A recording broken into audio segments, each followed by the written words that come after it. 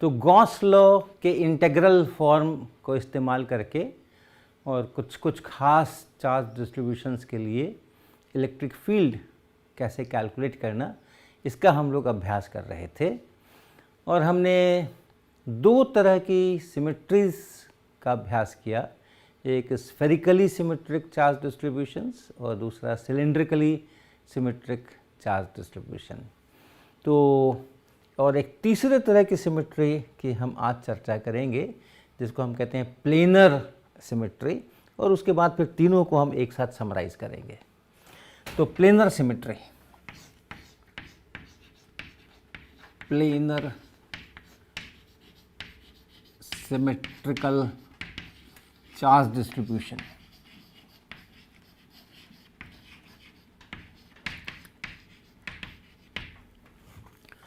तो इसमें हम लोग एक प्लेन के अंदर में चार्ज डेंसिटी जो है वो सेम हो और उसके पैरेलल फिर आप बढ़ें, प्लेन्स बनाएं, तो हर प्लेन में अपनी अपनी चार्ज डेंसिटी होनी चाहिए, बराबर होनी चाहिए, और केवल एक प्लेन से दूसरे प्लेन जाने में हमारी चार्ज डेंसिटी बदल सकती है।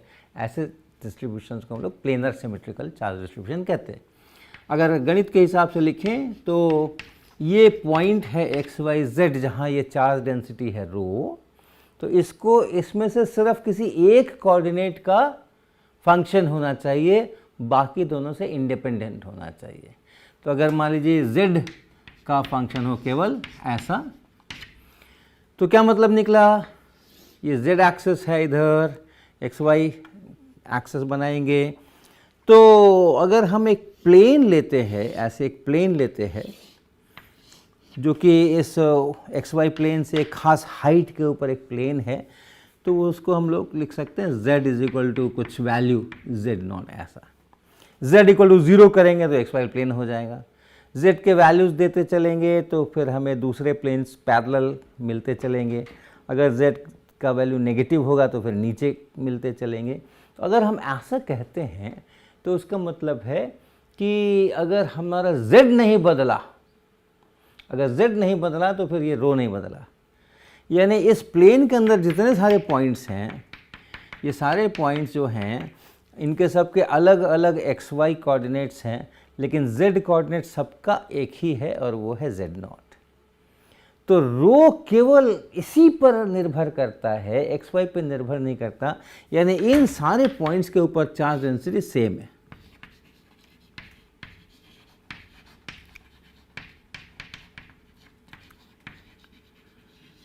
अगर एक दूसरा प्लेन लिया हमने इसी के पैरेलल, तो वैसी हालत में इन सब जगह पर चार्ज डेंसिटी जो है वो सेम है।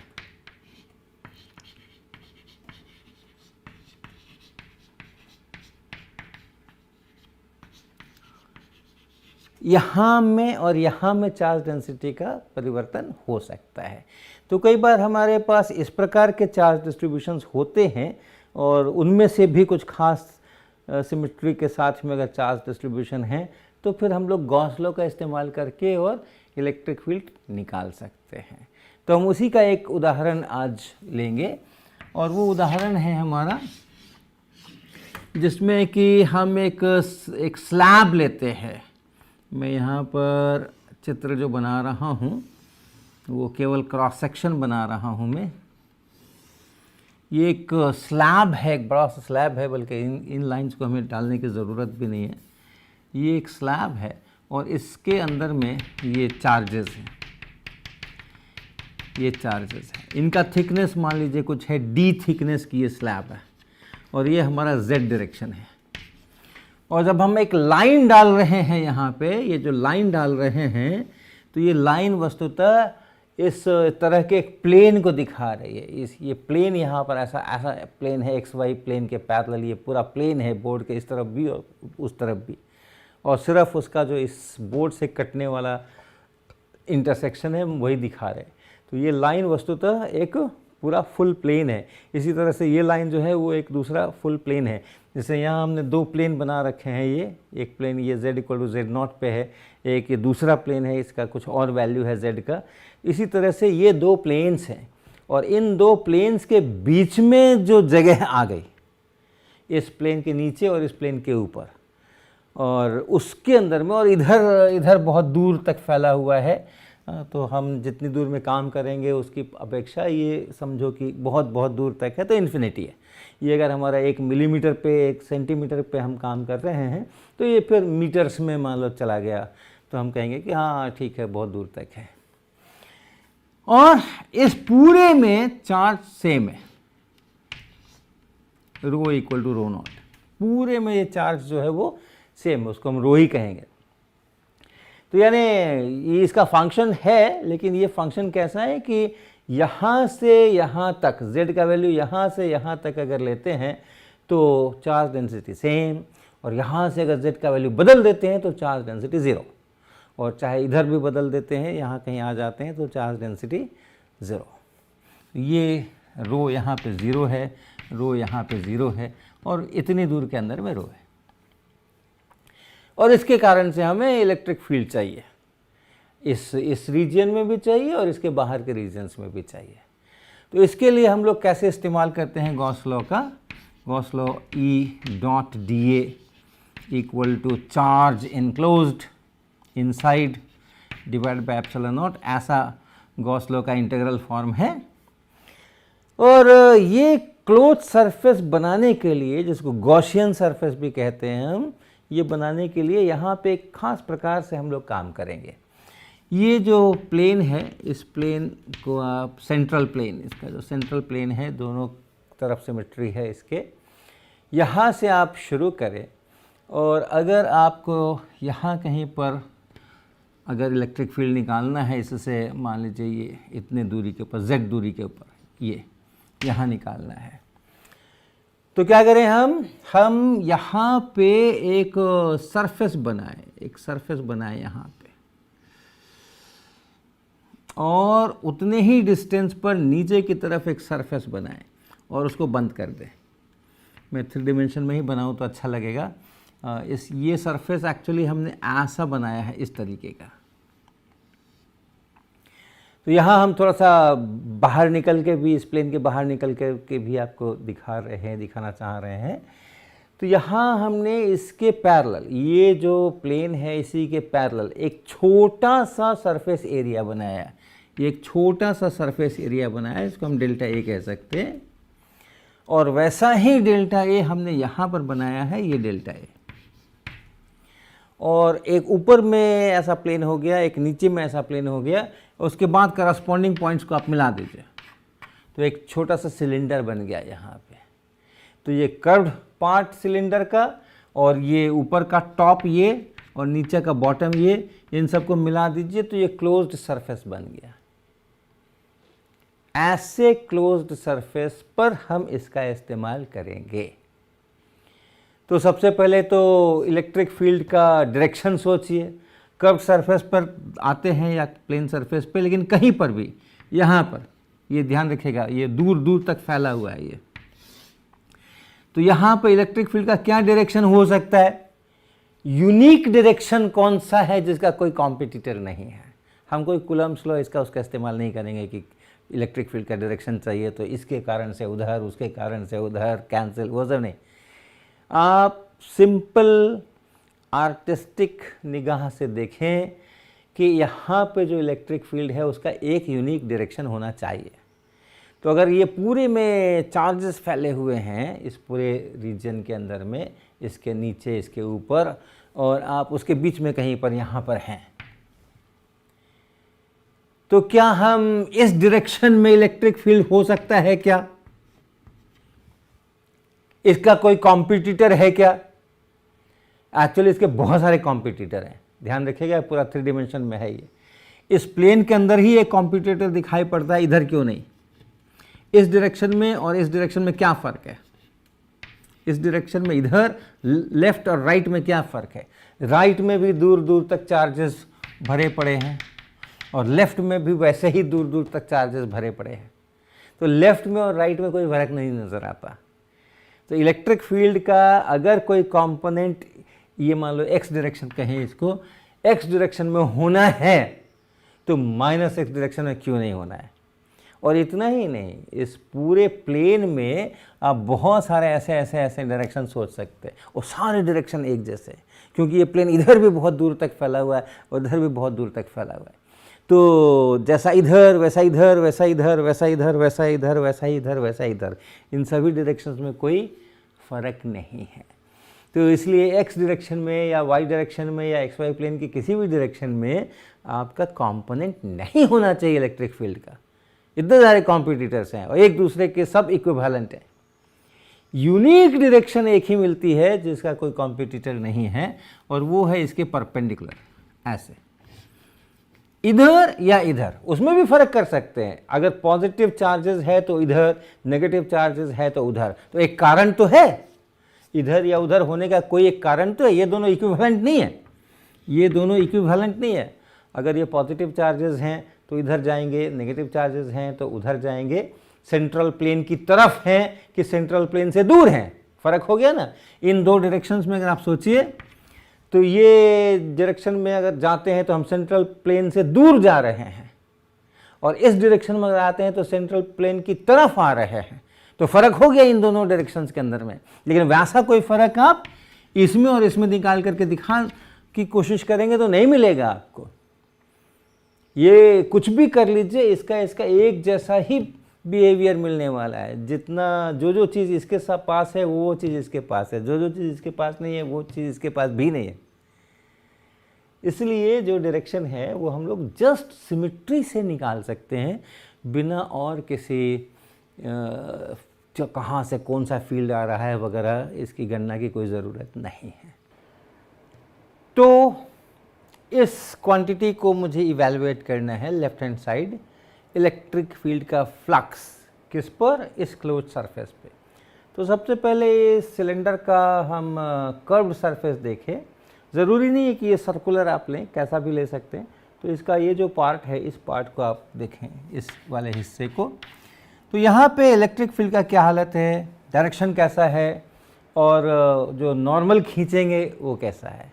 तो इलेक्ट्रिक फील्ड का डायरेक्शन अगर देखते हैं तो यहाँ के पॉइंट्स को देखेंगे तो इधर आएगा, यहाँ के पॉइंट्स को देखेंगे तो इधर आएगा। ये भी सिमेट्री से कह सकते हैं हम, ये भी हम सिमेट्री से कह सकते हैं।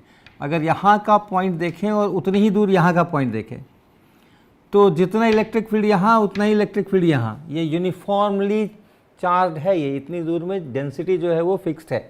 चार्ज की जो डेंसिटी हमने ली है वो फिक्स्ड ली है, और इसलिए ये यहाँ पे रो बराबर रो नॉट, राइट। तो पूरी डेंसिटी हर जगह बराबर है। तो यहाँ से सेंट्रल प्लेन से अगर हम कुछ ऊपर जाते हैं उतना ही नीचे जाते हैं, तो इधर इलेक्ट्रिक फील्ड अगर इस तरफ को होगा तो ये भी इस तरफ को होगा। सेंट्रल प्लेन से दूर तो यहाँ भी सेंट्रल प्लेन से दूर, ऊपर और नीचे में तो और कोई फ़र्क है नहीं इसके अंदर में। तो हमें इस क्लोज सरफेस पे इसको इवैल्यूएट करना है। तो पहले हम इसका ये जो दोनों फ्लैट ऊपर वाला पार्ट्स हैं उनको, ऊपर नीचे वाला उनको छोड़ करके ये जो कर्व पार्ट है इसको देखें। अगर आपने ये सर्कल बनाया है यहाँ पे और यहाँ भी सर्कल बनाया है तो ये एक सिलेंडर बन गया होगा इस प्रकार का, ऐसा कुछ सिलेंडर बन गया होगा। एक सर्कल यहाँ ऊपर में, एक सर्कल नीचे में, और एक सिलेंडर जैसा ये बन गया होगा। तो पहले इस कर्व पार्ट को देखें, इस पार्ट को देखें। तो इस पार्ट को अगर देखेंगे तो जो इलेक्ट्रिक फील्ड का डायरेक्शन है वो इलेक्ट्रिक फील्ड का डायरेक्शन या तो ऊपर होगा या तो नीचे होगा, डिपेंडिंग ऑन के सेंट्रल प्लेन के आप ऊपर हैं कि नीचे है। ये भी सिमेट्री से ही कह सकते हैं। अगर सेंट्रल प्लेन से हम ऊपर हैं और यहाँ कोई हमने पॉइंट लिया और यहाँ पे इलेक्ट्रिक फील्ड इस सेंट्रल प्लेन से दूर की तरफ जाता हुआ है, उतनी ही दूरी पे यहाँ पॉइंट अगर लेंगे तो ये नीचे की तरफ जाता हुआ मिलेगा।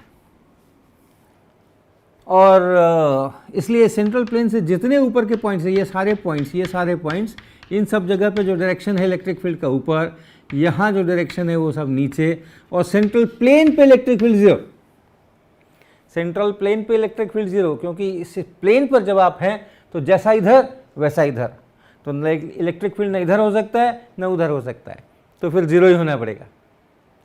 तो इस सरफेस को फिर से देखिए, जो इलेक्ट्रिक फील्ड है उसका डायरेक्शन तो जेड डायरेक्शन है, लेकिन जो परपेंडिकुलर खींचेंगे इस पे, ये जो पार्ट है इस पर जब परपेंडिकुलर खींचेंगे तो कैसा जाएगा परपेंडिकुलर, ऐसा जाएगा या ऐसा जाएगा या ऐसा जाएगा या ऐसा जाएगा, ऐसा जाएगा। तो हर जगह देखेंगे कहीं पर भी आप ये एरिया लेंगे तो डीए वेक्टर इस तरफ को निकला और इलेक्ट्रिक फील्ड वेक्टर उस तरफ को निकला 90 डिग्री। और ये चीज़ हर जगह है, यहाँ पे डीए वेक्टर इधर है और इलेक्ट्रिक फील्ड उधर है।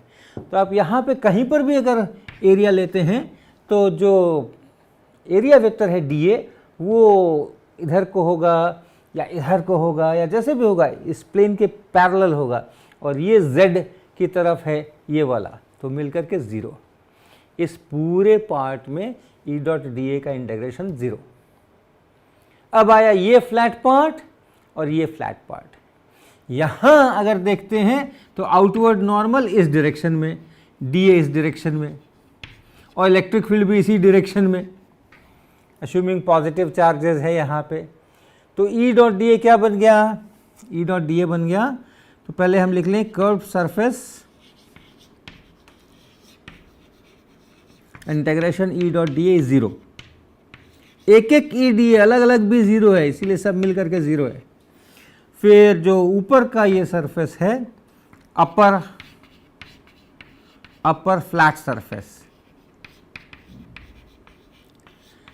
यहाँ क्या हुआ, यहाँ कहानी हुई कि इंटीग्रेशन ई डॉट डी ए बराबर इंटीग्रेशन ई डी ए, दोनों के एक ही डायरेक्शन है। तो डॉट प्रोडक्ट लेंगे तो इसका मैग्नीट्यूड इंटू इसका मैग्नीट्यूड इंटू कॉस थीटा बराबर 1, इसलिए ये ऐसा E इंटू डी ए।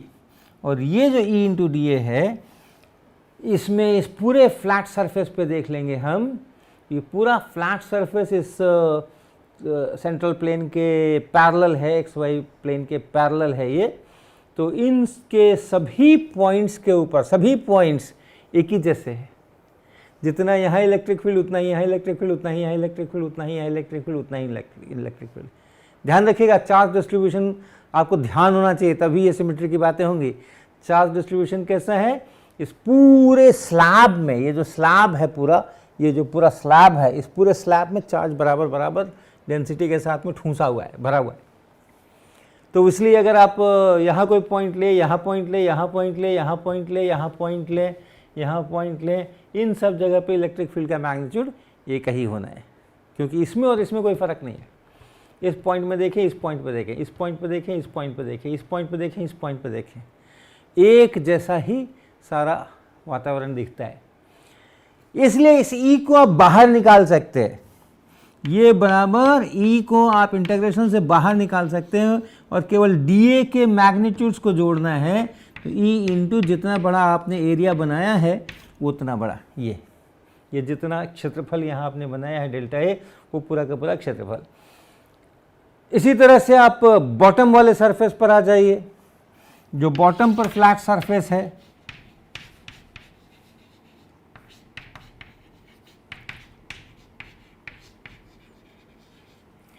तो अभी आप सेंट्रल प्लेन से नीचे हैं, और सेंट्रल प्लेन से नीचे होने के कारण से जो इलेक्ट्रिक फील्ड का डायरेक्शन है वो भी नीचे है, और आउटवर्ड नॉर्मल भी नीचे है।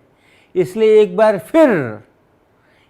फिर ये जो E और DA वेक्टर्स हैं ये एक दूसरे के पैरेलल हैं, इसलिए आप इसको फिर से EDA लिख सकते हैं, और इसको आप फिर से E इंटू इंटीग्रेशन DA लिख सकते हैं, और ये फिर से E इंटू डेल्टा ए लिख सकते हैं।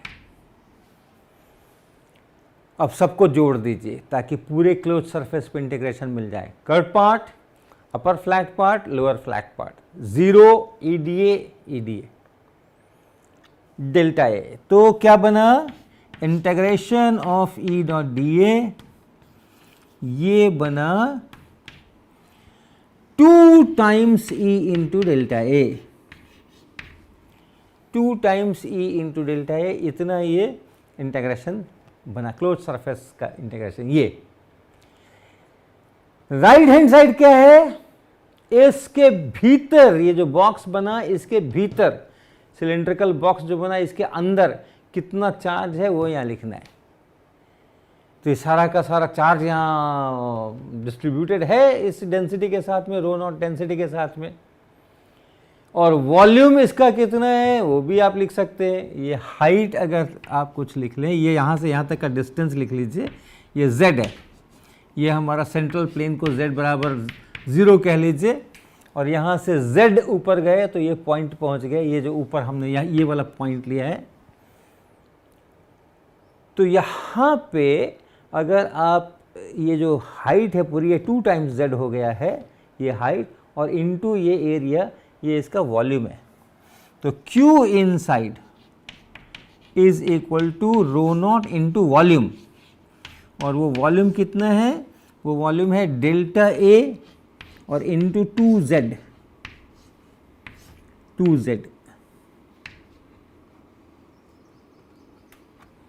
ये डेल्टा A एरिया हो गया और 2z इसकी हाइट हो गई, मल्टीप्लाई किया तो वॉल्यूम मिला, और चार्ज की डेंसिटी से वॉल्यूम को मल्टीप्लाई किया तो चार्ज इनसाइड मिला। तो ये इतना बना। अब आप एक क्वेश्चन गॉस लॉ का इस्तेमाल कर लीजिए। क्या मिला, गॉस लॉ का इस्तेमाल किया तो क्या मिला, लेफ्ट हैंड साइड ये है 2EDA डेल्टा A, और राइट हैंड साइड है 2 times row not times z और डेल्टा A, ये है। इस डेल्टा A को आप डेल्टा A के साथ कैंसिल कीजिए, इस 2 को आप इस 2 के साथ कैंसिल कीजिए, और आपको E निकल करके आया rho naught into z by epsilon naught, ये बाई एप्सिलॉन नॉट।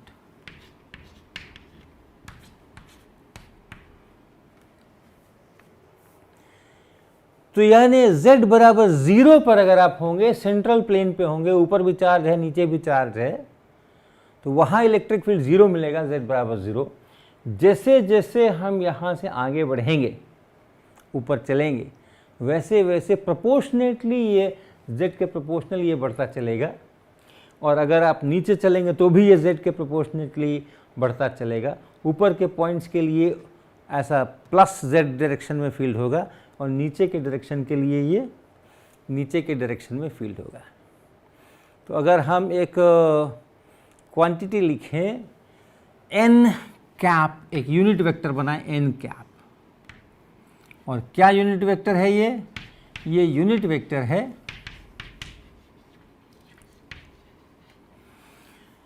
किस डायरेक्शन में, तो जहां ओरिजिन से जिस तरफ आपका ये पॉइंट ले रहे हैं, जहां फील्ड निकालना है, ऑब्जर्वेशन पॉइंट या फील्ड पॉइंट जहां फील्ड निकालना है, उसकी तरफ जो वेक्टर है उसको हम ये n कैप कहें।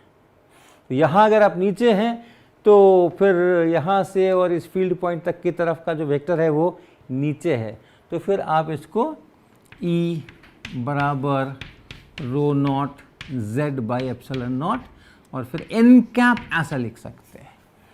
ये एक्सप्रेशन सही है पॉजिटिव z के लिए। अगर आप सेंट्रल प्लेन के नीचे हैं तो z खुद भी नेगेटिव है, और इसलिए दोनों के लिए अगर आपको लिखना है तो आप लिखेंगे E बराबर rho naught mod of z by epsilon naught. उस n कैप से हो गया कि यहाँ पे इधर और वहाँ पे उधर, यहाँ पे प्लस z डायरेक्शन में, यहाँ पे माइनस z डायरेक्शन में, ऐसा इलेक्ट्रिक फील्ड है भीतर के पॉइंट्स के लिए। बाहर के पॉइंट्स पर चले जाएं तो क्या होगा, ये सारा पिक्चर अगर हम यहाँ से हटा करके फिर से दोबारा पिक्चर बना दें,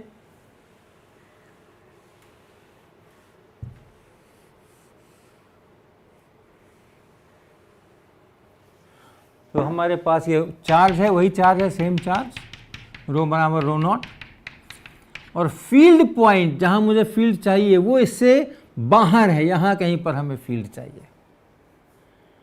तो हम क्या करेंगे, वही प्रोसेस, प्लेनर सिमेट्री जब हो तो यही प्रोसेस इस पॉइंट से होता हुआ, वो जो सिमेट्री वाला प्लेन है उसके पैरेलल आप एक एरिया बनाइए, डेल्टा ए, और फिर इससे उतना ही नीचे हट करके, बराबर डिस्टेंस नीचे हट करके, फिर से उसी तरीके से आप एक एरिया बनाइए डेल्टा ए, इसी के पैरेलल, और उसके बाद करस्पॉन्डिंग पॉइंट्स को आप मिला दीजिए तो सिलेंडर बन गया। ऐसा सिलेंडर बन गया। जरा इस बार लंबा बना है क्योंकि इसके बाहर निकलना था, उस बार छोटा बना था क्योंकि इसके अंदर थे। सेम प्रोसेस, देखिए कहाँ तक ये हमारे इक्वेशंस ठीक चलते हैं। कर्व सरफेस, ये वाले सरफेस, सिलेंडर का जो कर्व सरफेस है ये लंबा वाला, ऐसा curve surface, E dot D ए बराबर 0, सही। सेम लॉजिक, जो यहाँ इलेक्ट्रिक फील्ड है या यहाँ इलेक्ट्रिक फील्ड है या यहाँ इलेक्ट्रिक फील्ड है या यहाँ है या यहाँ है, उनका डायरेक्शन हमेशा z एक्सिस के पैरेलल है। इलेक्ट्रिक फील्ड हर जगह z एक्सिस के पैरेलल है, वही एक यूनिक डायरेक्शन है जिसका कोई कॉम्पिटिटर नहीं है, याद रखिएगा। और जो इस कर्व सरफेस पे आप परपेंडिकुलर खींचोगे वो xy प्लेन के पैरेलल होगा, तो डॉट प्रोडक्ट 0, तो ये ठीक है। अपर फ्लैट सरफेस, यहाँ पे सेम बात, चूँकि ये इसके पैरेलल है तो जितना फील्ड यहाँ उतना ही फील्ड यहाँ, उतना ही फील्ड यहाँ, तो ई फील्ड अगर है तो E into D A upper flat surface, ये भी बात ठीक। आगे बढ़िए, बॉटम फ्लैट सरफेस, यहाँ आ जाइए, तो यहाँ अगर इलेक्ट्रिक फील्ड ऐसे है इस स्लैब से दूर जाते हुए, तो यहाँ भी स्लैब से दूर जाते हुए, क्योंकि एक ही जैसा चार्ज है पूरे में, तो इसलिए बॉटम सरफेस पे भी जब निकालेंगे तो ये भी ठीक है, और इसलिए ये यहाँ तक का मामला ठीक है, ये वाला। लेकिन अंदर में चार्ज कितना है वो उसमें थोड़ा सा घपला है, क्योंकि ये जो सिलेंडर का वॉल्यूम हमने लिया था पहले z आया था उसमें, इस बार वो z नहीं आने वाला है। तो अंदर में कितना चार्ज इसमें कंटेन हुआ वो अगर हम ढूंढेंगे तो ये इतनी दूर के अंदर में इसका जो वॉल्यूम है इसको हमें इस रो नॉट से मल्टीप्लाई करना पड़ेगा, क्योंकि यहाँ कोई चार्ज नहीं है, यहाँ कोई चार्ज नहीं है। तो इस पूरे सिलेंडर के अंदर में कितना चार्ज इनक्लोज्ड हुआ है वो डिफरेंट है। तो ये है हमारा, आप कहें z mod z less than d/2। देखिए तो अंदर का पॉइंट है, इस बात से डिफाइन हो गया क्या? अगर अंदर में कहीं पर पॉइंट लेंगे और z का वैल्यू लिखेंगे तो 0 से, और इधर चलेंगे तो d/2 तक, ये पूरी विड्थ मैंने d ली है, और इधर में चलेंगे तो z के बराबर माइनस d/2 होगा। तो अगर mod z less than d/2 कह दिया तो हम अंदर अंदर हैं, तो ये इक्वेशन उसके लिए। और अगर हम बाहर निकल गए हैं जैसे अभी हम कर रहे हैं, तो वैसी हालत में अगर हम इसका इस्तेमाल करें तो फ्लक्स टोटल तो वही है, ये तो वही है E2 E डेल्टा ए, और चार्ज इनसाइड जब लिखेंगे तो इतना ही वॉल्यूम लिखेंगे और उसको इस रो नॉट से मल्टीप्लाई करेंगे, और वो ये डी, ये विड्थ है, तो डेल्टा ए इंटू डी ये वॉल्यूम हुआ, और रो नॉट से मल्टीप्लाई कर दीजिए, ये इसका चार्ज इनसाइड बना divided by epsilon naught. Delta A को आप काट लें, डेल्टा ए और डेल्टा ए ये कट गए, और इसलिए ई क्या बन गया? ई बन गया हमारा D into rho naught into D divided by 2 epsilon naught, ये इतना, ये इलेक्ट्रिक फील्ड बना। और यहाँ आप देखिए z का नामो निशान नहीं है, यहाँ पे z का नामो निशान नहीं है, और डायरेक्शन को लिखना है तो उसी तरह से आप n कैप डिफाइन कर सकते हैं। यहाँ पे n कैप किधर? इस तरफ, यहाँ पे n कैप किधर? इस तरफ, यहाँ पे n कैप किधर? इस तरफ, यहाँ पे n कैप किधर? इस तरफ। जो फील्ड पॉइंट है उससे खींचिए और इससे जो सेंट्रल प्लेन है उससे दूर जाते हुए वो n कैप, तो ऐसा लिख सकते हैं इसको। z नहीं है, z पे डिपेंड नहीं कर रहा, ये z है, ये सेंट्रल प्लेन से यहाँ तक का ये z है, z पे डिपेंड नहीं कर रहा। तो आप यहाँ पे पॉइंट लेते तो भी उतना ही फील्ड आता, यहाँ लेते तो भी उतना ही फील्ड आता, यहाँ लेते तो भी उतना ही फील्ड आता। अंदर में ऐसा नहीं है, अंदर में z पे डिपेंडेंस है। तो ऐसे कैसे? ऐसे कैसे? अच्छा पहले ये देख लीजिए कि अगर आप सरफेस पे यहाँ पे हैं तो दोनों मैच करते हैं कि नहीं, वो देख लीजिए, मैच करना चाहिए। तो अंदर वाले एक्सप्रेशन से अगर मैं यहाँ पहुँचने की कोशिश करूँ तो z बराबर क्या लिखूँगा? z बराबर मैं लिखूँगा यहाँ के लिए d/2। तो at the surface, upper surface, यहाँ अगर लिखना है तो z की जगह मुझे लिखने पड़ेगा d/2। So E is equal to rho naught, और ये डिवाइडेड बाई एप्सिलॉन नॉट तो है ही, यहाँ d/2। देखिए मैच करता है, मैच करता है। तो आप अंदर के फॉर्मूला से आए या बाहर के फॉर्मूला से आए, अगर सरफेस पे हैं तो दोनों का वैल्यू सेम है। तो ये z पे डिपेंडेंस नहीं है, वो इसलिए क्योंकि हमने इसको इन्फिनिट एक्सटेंट माना हुआ है xy डायरेक्शन में। बहुत लंबा चौड़ा स्लैब है ये xy प्लेन के अंदर में। अगर बहुत लंबा चौड़ा प्लेन है तब फिर अगर आप मान लो यहाँ पर हो, यहाँ पर फील्ड चाहिए आपको, तो कितनी दूर का फील्ड आपको काम आने वाला है? तो मान लीजिए इतनी दूर का फील्ड काम आने वाला है, इतनी दूर का। बहुत आगे चले जाएंगे तो फिर इस यहाँ से इस एरिया से जो फील्ड है वो कुछ ऐसा, और इस एरिया से जो फील्ड है वो कुछ ऐसा। जितनी दूर जाएंगे उतना ये पैरेलल होते जाएंगे इसके, और ये एंगल बढ़ता जाएगा। अगर आप यहाँ के बारे में सोचें, यहाँ के बारे में सोचें, तो इसके कारण से ऐसे, इसके कारण से ऐसे। लेकिन दूर चले गए तो ये वाला हो गया, और दूर चले गए तो वो हो गया। और जैसे जैसे आप ये दूर जाएंगे और ये ऐसा होता चला जाएगा, उसका जो रिजल्टेंट है वो जीरो के पास होता चला जाएगा। तो इसलिए थोड़ी दूर तक, जब तक ये एंगल अप्रिशिएबल है, 180 से काफ़ी दूर है, तभी तक वो कंट्रीब्यूट करते हैं, उसके बाद वाले कंट्रीब्यूट नहीं करते। ठीक है ना? तो इसको ध्यान में अगर आप रखें तो आप समझ सकते हैं कि ये z से इंडिपेंडेंट क्यों है। आप यहाँ देखें, नज़दीक देखें, और मान लीजिए हम इतने एंगल तक चलते हैं, इतने एंगल तक चलते हैं, इतनी दूर का मेन कंट्रीब्यूशन इतनी दूर का है, उसके बाद के कंट्रीब्यूशन बहुत कम हो गए, ये एंगल बहुत बड़ा हो गया, 180 के पास हो गया। लेकिन अगर हम यहाँ पर हैं तो इतनी दूर का अगर मैं सोचूं तो ये एंगल 180 के पास नहीं है, ये एंगल 180 के पास नहीं है। इसके कारण से अगर ऐसा फील्ड है, इसके कारण से ऐसा फील्ड है, तो ये कैंसिल नहीं कर रहे हैं, इनका अच्छा खासा रिजल्टेंट बन रहा है। तो अब इसको 180 के पास करने के लिए और दूर से आना पड़ेगा, और दूर से कंट्रीब्यूशन ढूंढेंगे, तब फिर जाकर के वो एंगल बढ़ते बढ़ते 180 के पास पहुंचेगा। तो जैसे जैसे आप दूर जाते हैं, इस स्लैब में भी दूर वाले की भूमिका बढ़ती जाती है। इस स्लैब में भी जो दूर दूर तक वाले चार्ज हैं उनकी भूमिका बढ़ती जाती है, वो भी कंट्रीब्यूट करने लगते हैं। तो एक तरफ तो डिस्टेंस बढ़ गया, तो इलेक्ट्रिक फील्ड को घटना चाहिए। दूसरी तरफ दूर वाले भी मैदान में आ गए हैं, वो भी इलेक्ट्रिक फील्ड पैदा करने लग गए हैं, तो उसके कारण से बढ़ना चाहिए। और ये दोनों अपने को आपस में एक दूसरे को ऐसा कंपनसेट करते हैं कि इलेक्ट्रिक फील्ड हमेशा z से इंडिपेंडेंट हो जाता है। लेकिन स्लैब अगर फाइनाइट है, मेरी स्लैब अगर फाइनाइट है, इतनी स्लैब है, यहाँ स्लैब नहीं है, इतनी दूर के अंदर में चार्ज है, और कोई भी रियलिस्टिक चार्ज ऐसा ही होगा। तो अगर आप इसके बहुत क्लोज हैं, अगर आप इसके बहुत क्लोज हैं, आप यहाँ हैं और यहाँ के बजाय यहाँ चले गए, तो इलेक्ट्रिक फील्ड में कोई खास फर्क पड़ने वाला है नहीं। क्योंकि यहाँ तक के लिए अगर मान लीजिए इतनी दूर का कंट्रीब्यूट करता है, तो यहाँ के लिए इतनी दूर का कंट्रीब्यूट करेगा, और ऊपर चले जाएंगे तो इतनी दूर का कंट्रीब्यूट करेगा। तो आगे है या नहीं है, उसे क्या फर्क पड़ा? तो यहाँ पे अभी भी ये z से ऑलमोस्ट इंडिपेंडेंट रहेगा। लेकिन हाँ, एक बार अब काफ़ी आगे चले गए, अब इधर का कंट्रीब्यूशन तो है ही नहीं चार्ज, तब फिर वो फिर घटना शुरू होगा। तो ये इस प्रकार से यहाँ पे एक स्लैब के कारण से और इलेक्ट्रिक फील्ड की भूमिका है।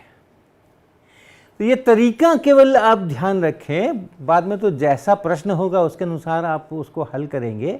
ये तरीका ध्यान रखें कि अगर सिमिट्री है तो हम लोग कैसे गॉसियन सरफेस को चूज करें ताकि ये हम इंटीग्रेशन कर पाएँ और अंत में हम इलेक्ट्रिक फील्ड उसको निकाल पाएँ। और ये कैसे गॉसियन सरफेस लेना है वो सिमिट्री पे डिपेंड करेगा।